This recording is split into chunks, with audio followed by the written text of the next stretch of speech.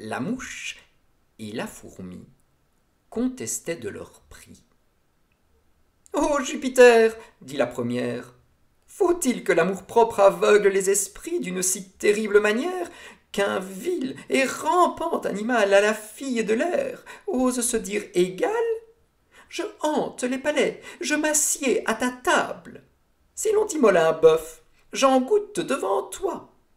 Pendant que celle-ci, chétive et misérable, vit 3 jours d'un fétu qu'elle a traîné chez soi. Mais, ma mignonne, dites-moi, vous campez-vous jamais sur la tête d'un roi, d'un empereur ou d'une belle? Je le fais, et je baise un beau sein quand je veux.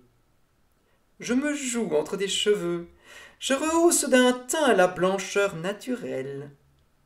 Et la dernière main que met à sa beauté une femme allant en conquête, c'est un ajustement des mouches empruntées.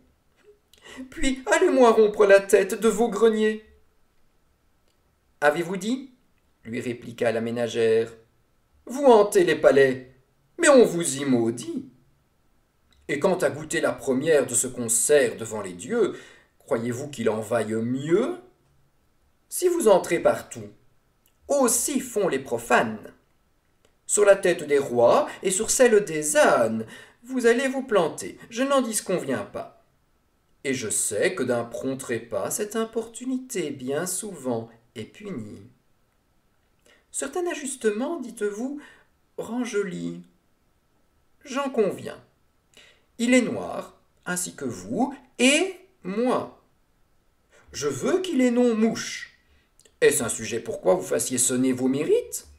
Ne mettons pas aussi mouche les parasites? Cessez donc de tenir un langage si vain. N'ayez plus ces hautes pensées. Les mouches de cour sont chassées. Les mouchards sont pendus. Et vous mourrez de faim, de froid, de langueur, de misère, quand Phébus régnera sur un autre hémisphère. Alors je jouirai du fruit de mes travaux.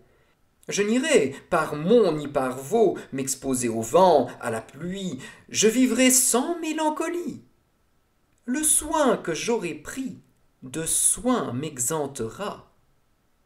Je vous enseignerai par là ce que c'est qu'une fausse ou véritable gloire. Adieu, je perds le temps. Laissez-moi travailler. Ni mon grenier, ni mon armoire ne se remplit à babiller.